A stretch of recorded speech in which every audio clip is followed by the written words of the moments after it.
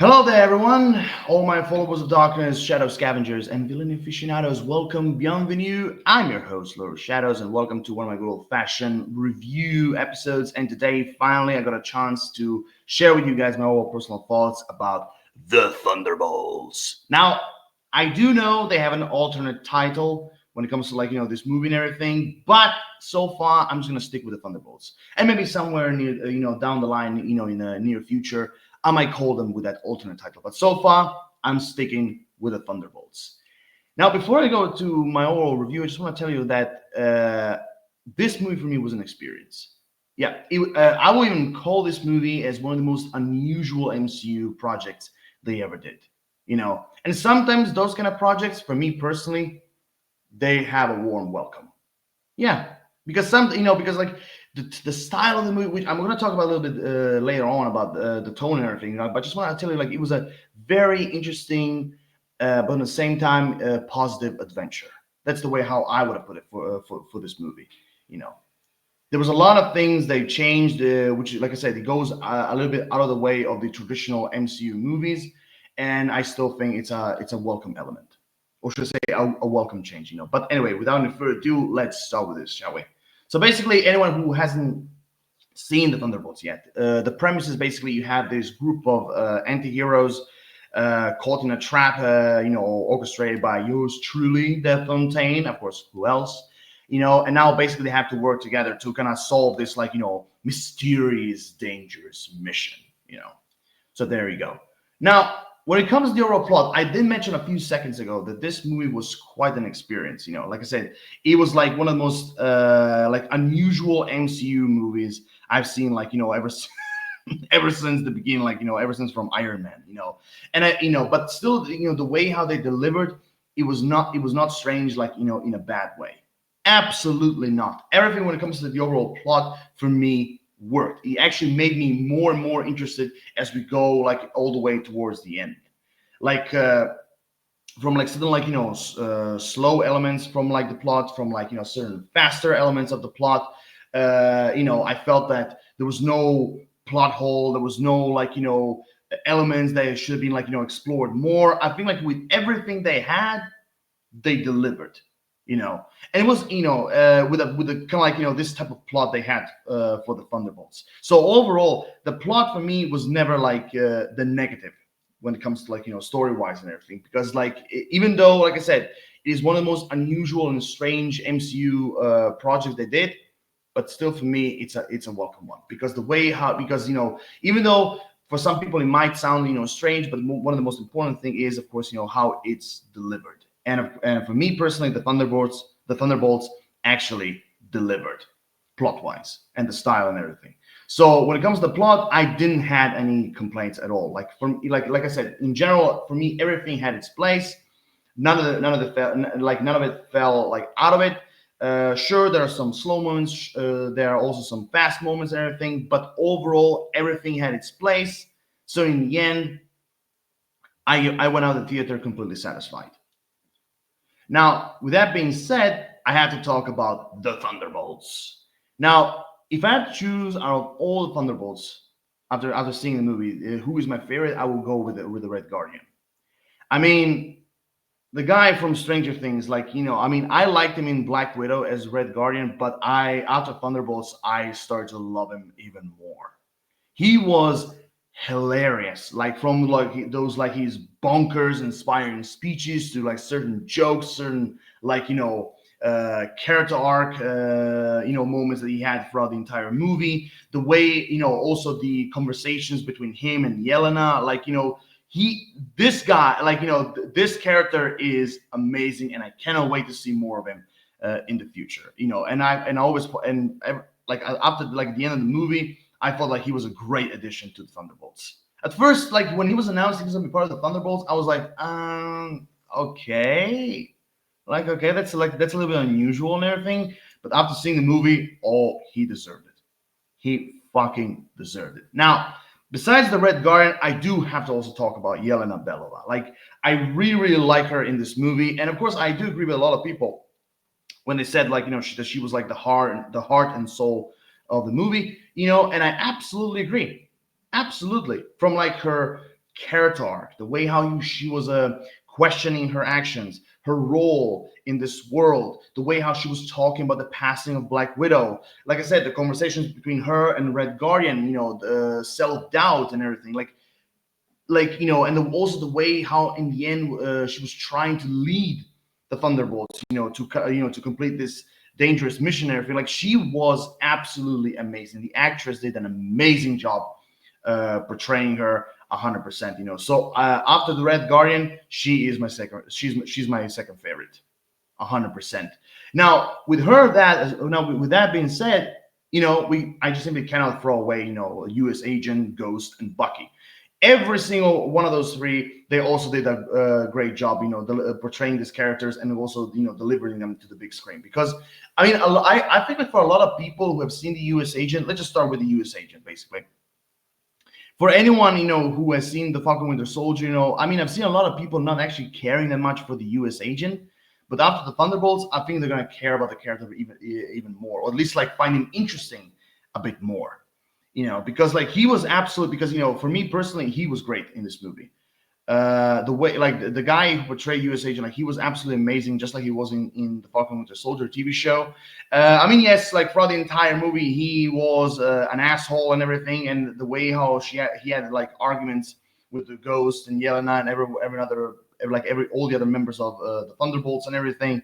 Sometimes, I will admit, sometimes it kind of felt annoying, but most of the time, he was funny, absolutely funny. But in the end, I really like the way how he started to work with them and everything. Trying to defeat this enemy that is threatening not just simply their city but also the world and everything. So in the end, I really liked the U.S. Agent. He kind of found his place on the team and everything. Now with that, also the Ghost, she was also really great. Now I will admit, when she first appeared in Ant-Man and the Wasp, I didn't really care so much about her, honestly. She was she was a very generic, she was very traditional, classic, villain and everything. But after Thunderbolts, I started to like her character even more. She was absolutely great in this movie. The actress who played her, she was also great as well, and I really liked what they did with her and her role inside the Thunderbolts as well, so she was great. Now, Bucky, Sebastian Stan as Bucky, come on.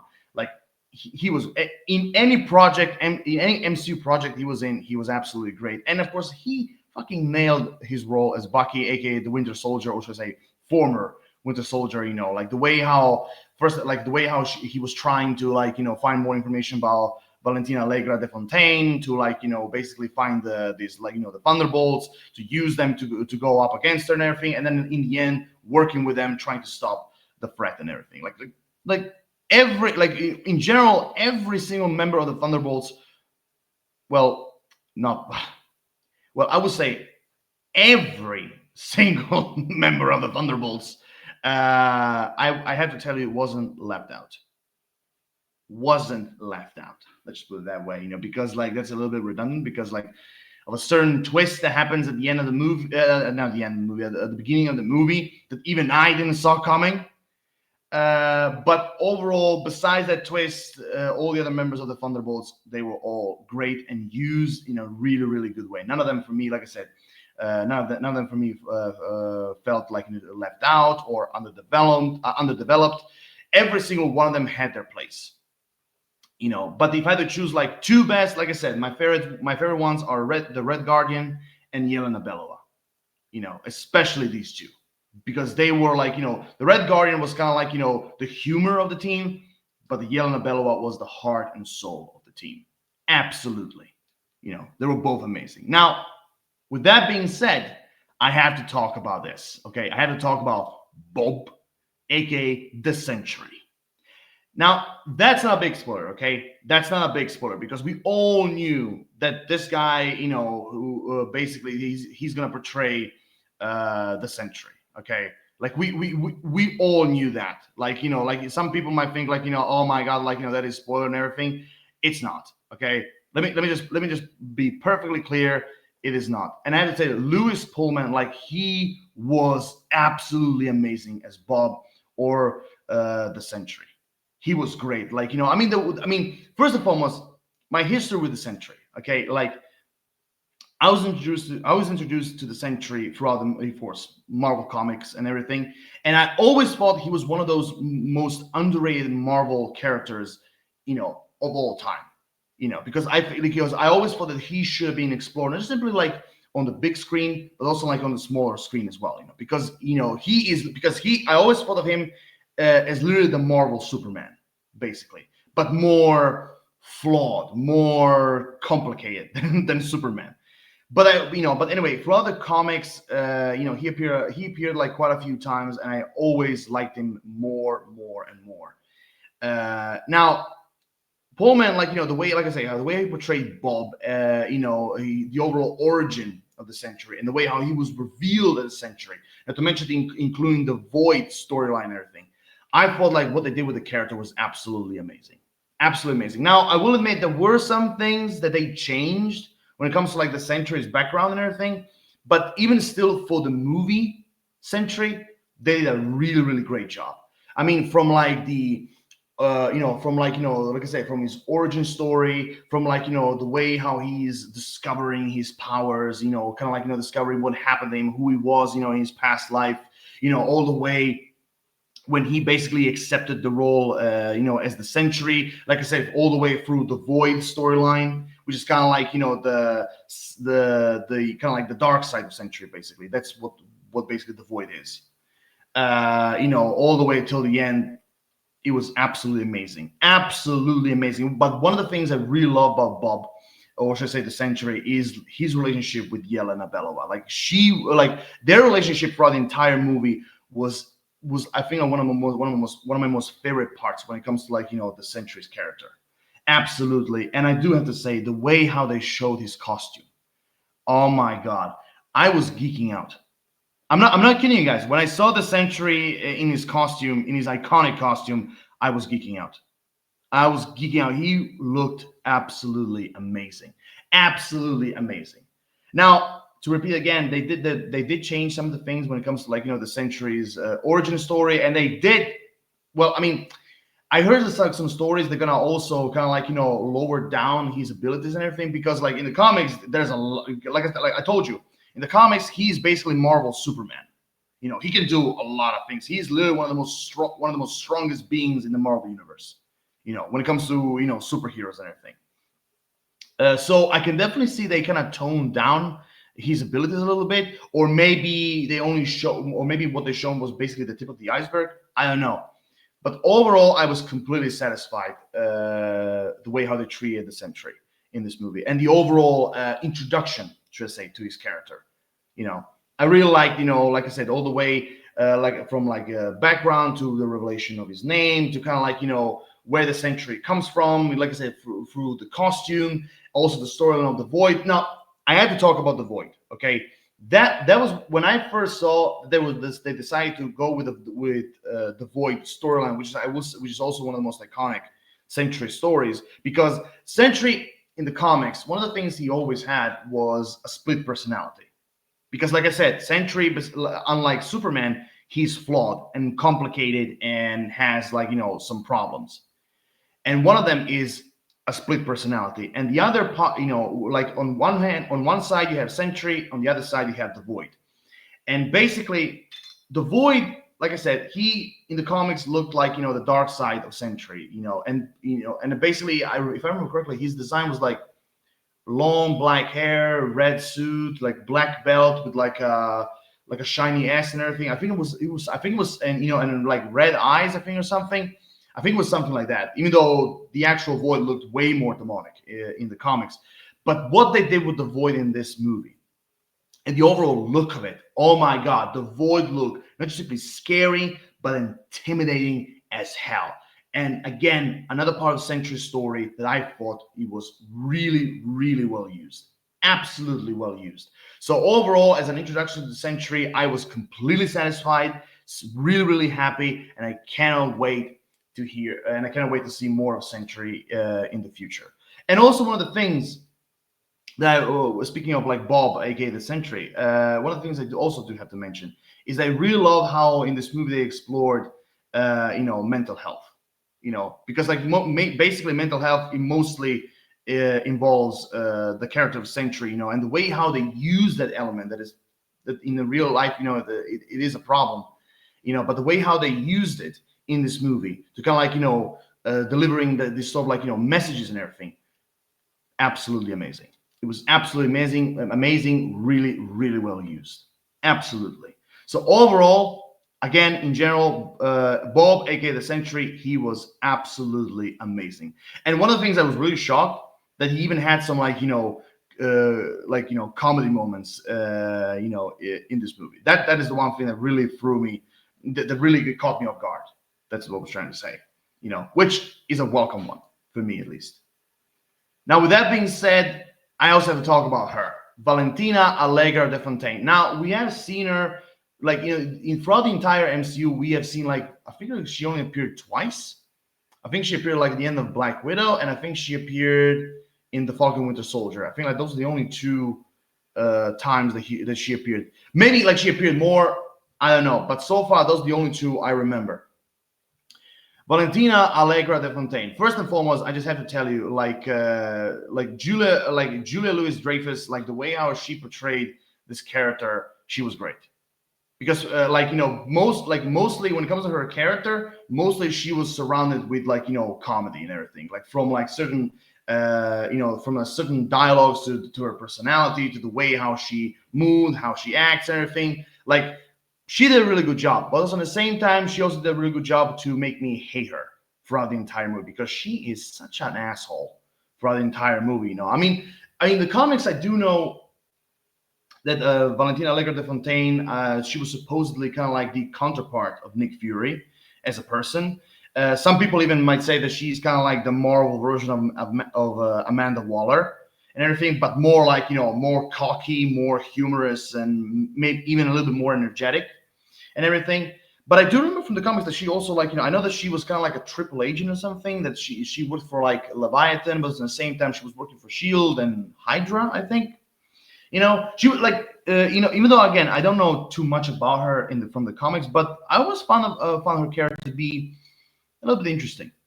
She was, a little bit interesting, but throughout this entire movie, the way how they use her character, and you can kind of even go, I mean, some people might say, the Void is the main villain, but you can kind of even go a little bit further and saying that Valentina Allegra de Fontaine is actually the main villain of the Thunderbolts, and especially the way how they explore her role in this movie and everything, the way how she was connected with the Sentry and the Thunderbolts and everything, you might say she's actually the main villain. But overall, I like the way how they used her, in this movie. And even though there was a certain moment that I wished actually happened when it comes to her character, but nevertheless, I'm open to see more of her, in the future, and I really cannot wait to see her further role into the Thunderbolts and everything. That's for sure. But for what I got from her, she was fine. She was okay. I really liked, I really liked how they used her and everything. So overall, satisfied, absolutely satisfied. Although I hate her guts, but still, she was fine. She was absolutely fine. Now there weren't too many other characters in this movie besides the senator and the assistant of De Fontaine. Basically, there weren't like I said, there weren't a lot of other characters besides those two. But overall, all the other characters had their moments. Like I said, with the main characters or the villains, even the other characters, for me, they had a role to play in the storyline and everything. So, like I said, there weren't too many, but with the ones that we got, they were fine. They were absolutely fine. No complaints about that. Also, one of the things I do have to talk about is the connections. Now, the Thunderbolts is a movie that might have that basically has so many connections that for a lot of people, they might watch some previous projects so they can understand the Thunderbolts even better. I mean, my friend, basically, he had no problem following the story, the characters, and everything. But there are certain moments that were mentioned in this movie that basically involves the Falcon Winter Soldier, Captain America: Brave New World, Black Widow as well. There were certain moments that kind of involved those projects and even some of them, and even a lot more of them, beside them and everything. That I don't know. I mean, like for me personally, it was all right because I watched all these projects, so I kind of I got the idea when they were like this, with basically these connections going on and everything. But I will admit that for some people, this might be a little bit confusing. It might be a little bit confusing, which I always felt like that was one of the problems for me that the MCU had, at least in recent years. Like basically, having all these connections, like okay, to understand this particular storyline, you have to watch this and this and this, while instead, not doing that, and basically, just simply make a project its own, his own, and everything, like. And that's exactly what the Thunderbolts could have been. But I think, like, even still, like, for the Ghost, or characters like the Ghost or Black Widow or U.S. Agent, no, Black Widow, sorry, the Ghost, U.S. Agent, and Taskmaster, for example, even Red Guardian. I mean, all these characters, I think, like, you don't have to watch other characters to basically kind of understand where they come from, who they are, and everything. Because I think, like, even this movie, without those connections, I think that it's telling you enough information for you to kind of like get the idea who they are, where they come from, and their roles and everything, and what type of characters they are. But that's one thing I wanted to mention for sure. Is that like, even though, like I said, there are some connections for the, different like projects and everything, but like I repeat, that some people might find it confusing, and they should that maybe they might watch, like, previous projects to understand, like, this certain characters or story elements, a little bit more. But I think, like, as a movie on its own, Thunderbolts, I think it still delivers, even without these connections. I think it still delivers, and I think, like, it still makes you think, like, okay, I don't think I need to watch, like, these other for the projects, because, like, for what we got, I was completely, satisfied and, like, in the zone, basically. So yeah, that's the one thing I just want to talk about. Now, the other thing I have to mention is the action. Now, Thunderbolts, as I mentioned at the very beginning, it's a very interesting movie. One of the things is that I found that was really curious for me was that this movie is way more dialogue driven than action wise. I mean, don't get me wrong, there is action in this movie, but not like too much of it. Okay, don't expect like too much of the action, because, like, unlike other, like, Marvel Cinematic Universe movies, like, this one is way more concentrate. Like, this one is way more concentrated on, like, character arcs, dialogues, certain, like, twists and turns and revelations, character chemistry, relationship between, like, those two particular characters, like, for example, Yelena and Bob, like, more than the action sequences, basically. But I can assure you, when the action sequences happen, they're really, really good, really well choreographed. Absolutely, like, no complaints about that. Every single moment, if it's like, from the beginning of the movie, or like, towards the end of the movie, action sequences, for me personally, they did not disappoint. Every single one of them, for me personally, worked well choreographed. None of them felt like, flat or clunky or, like, weak or something. Every single action scenes for me were really well made. So no complaints about that. But that's the one warning I do want to, give you guys, just kind of like, give an idea what kind of a movie you're going to watch and everything. It's way more dialogue driven, way more character driven, way more story driven than action sequences. That's the only thing I want to say. Now, the other thing that I have to talk about is the tone. Because usually when you have Marvel Cinematic Universe movies, they're actually way more colorful, way more, I would say, joyful or humorous, or, like, in general, positive. Let's put it that way. Positive, quote unquote.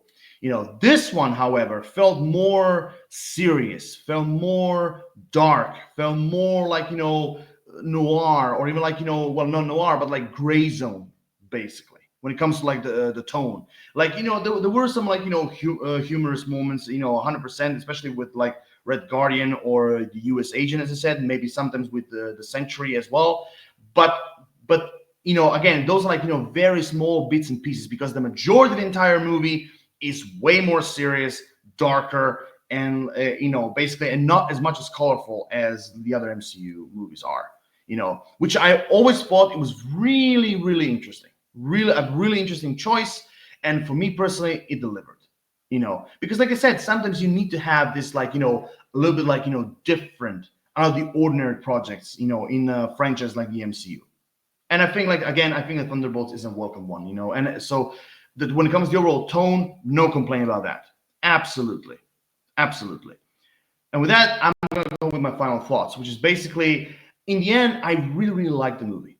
I really did. Like I said, it was a really interesting, fascinating, adventure from the beginning to the very end. I liked all the characters. I liked the story. I liked the twists and turns and revelations. Although there is one I will find a little bit negative that happened in the very early on in the movie that I really haven't seen it coming. I feel like that revelation alone for me was the only waste and real negative actually throughout the entire movie. But everything else for me worked. I really liked the tone, the musical background was great. I really liked the action sequences that were in. All the characters, or almost all the characters for me were treated, really well. From like the Thunderbolts members, the Fontaine, even though I hate her guts. The Sentry was handled really well. All their characters, every single one of them had their place. None of them were left out. The costumes, and everything, it looks absolutely amazing. So overall, I can go on and on and on. Overall, I really like what I got. And with that, I'm gonna give the Thunderbolts an 8.5 out of 10. Yeah, some might think it's a really high score, but for a movie like that, and the overall ballsy moves not ballsy moves, like the bold decisions they decide to do with this movie and everything, 8.5 out of 10 for me is well deserved, absolutely well deserved, because this movie had a lot of bold decisions. Absolutely, like I said, from the tone, from the action, the story, the characters, the story wise and everything. A lot of bold decisions, and I really, really respect him for it. And with that, an 8.5 out of 10, that's the rating for me. And with that being said, here we are, guys, done. Rate the video, comment, subscribe. Give me if you've seen Thunderbolts already. Give me your personal thoughts and ideas about what did you thought about this movie, what did you thought about the characters, what did you thought about the Fontaine, what did you thought about Sentry's character, what did you thought about who is your favorite Thunderbolts members, everything about the movie in general. Just put it in the comment section down below. And until then, stay tuned for more. See you guys next time. And as always, Lord of Shadows signing off. See you guys next time, or as I like to say, later, fuckers.